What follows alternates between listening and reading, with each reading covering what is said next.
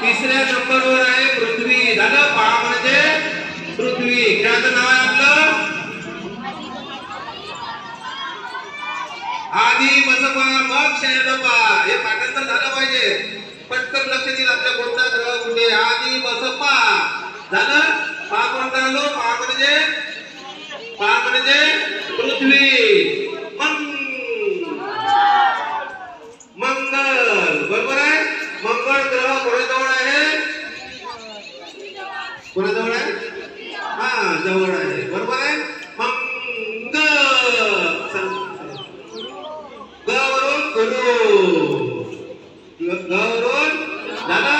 मंगळ झालं. गुरु झाला. मंगळ.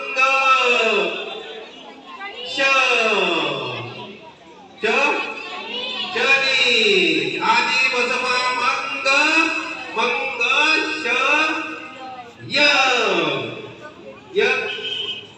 वरून कोणता ग्रह. युरेनस. बरोबर आहे. युरेनस. आणि त्याच्यानंतर न म्हणजे नेपच्यून. झाले का. किती ग्रह आहे. तो नैसर्गिक उपग्रह आहे. मानवाने पाठवला का नाही. मानव जे पाठवते त्याला म्हणतात सॅटेलाइट. ते सुद्धा उपग्रह आहे पण ते कृत्रिम आहे. मानवाने पाठवलेले. असे कितीतरी उपग्रह आहे की या ग्रहाच्या भोवती फिरतात. फक्त 2 ग्रह असे आहेत कोणताही उपग्रह फिरत नाही. बाकी सर्वच ग्रहाच्या भोवती उपग्रह फिरतात पण ते काही आपल्याला दिसत नाही.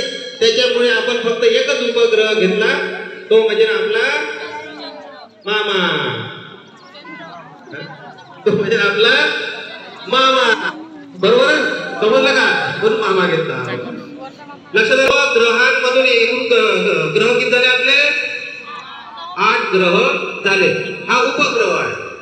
चंद्र हा पृथ्वीचा उपग्रह आहे. आता या 8 ग्रहांमध्ये 4 ग्रह आपण वेगळे काढू आणि 4 ग्रह वेगळे काढू.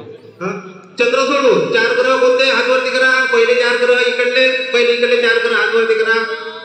हा चंद्र नाही. 4 ग्रह हातवरती करा. आता हे 4 ग्रह आपण वेगळे केले. का वेगळे केले. कारण हे सूर्याच्या जवळ आहे आणि ह्या 4ही ग्रहांच्या या मध्ये इथून अनेक उपग्रह असे पट्टा फिरत आहे. इकडले 4 ग्रह वेगळे. इकडले 4 ग्रह वेगळे. या 4 ग्रहांना म्हणतात अंतर्गत ग्रह. अंतर आतमध्ये असणारे म्हणजे कोणते. अंतर्गत ग्रह. कोणते अंतर्गत ग्रह कोणते. करायची सुरुवात करा. बुध शुक्र पृथ्वी आणि मंगळ या ग्रहांना म्हणतात अंतर्गत ग्रह. आतमध्ये असणारे. कारण या 4 ग्रहांनंतर फार मोठा ग्रहांचा उपग्रहांचा पट्टा आहे. झालं. आणि त्या 4 ग्रहांना म्हणतात बाह्य ग्रह. समजलं का. अंतर्गत ग्रह किती 4 आणि बाह्य ग्रह किती 4. आता बाह्य ग्रह कोणते. हात तिकडे सांगा. गुरु शनी युरेनस आणि नेपच्यून. नेपच्यून हा शेवटचा ग्रह आहे का. झालं. एवढं समजला. अंतर्गत ग्रह समजले. बाह्य ग्रह समजले. याला म्हणतात ते चंद्र तिकडे ते बरोबर. याला म्हणतात कसं. हे काय आहे. बरेच त्यामध्ये गॅसेस आहेत. त्यांनी बनलेले आहे. आणि इकडले ग्रह कशाने बनले. खडकाने बनलेले आहे. झाले. एवढी माहिती समजले. आता एकदा आपण हे सर्व ग्रह भ्रमण कसं करतात. 2 शब्द आहे. मला वाटते कोणत्या वर्गात आहे. परिवलन आणि परिभ्रमण.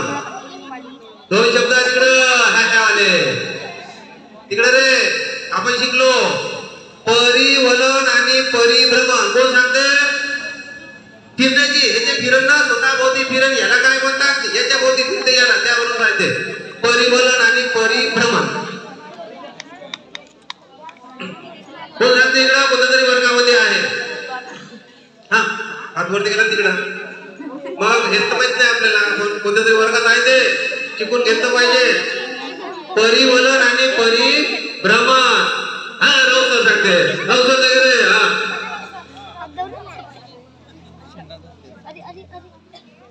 कुठलाही ग्रह जेव्हा आपल्या स्वतःच्या भोवती फिरतो त्याला परिवलन असे म्हणतात आणि जेव्हा तो दुसऱ्याच्या सभोवताल फिरतो त्याला आपण परिभ्रमण असं म्हणतो. शिकवलंय मग म्हणजे काय बोलायला इकडे सूर्य पहा. सूर्य आपल्या जागेवर आहे. सूर्य काय कुठे गेला नाही पण सकाळी तिकडे दिसला संध्याकाळी इकडे दिसला. आपण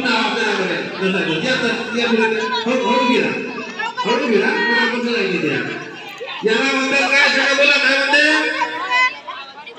परिवलन आणि दोन्ही आहे. परिवलन आणि परी समजलं का. चंद्र आपल्या पृथ्वी जवळच पाहिजे. हा तू अशी फिरले का हिच्या मागे वागायचा. हा हे बघा. हा हा झालं आलं का लक्षात. इथपर्यंत आलो आपण आता. परिवलन समजलं.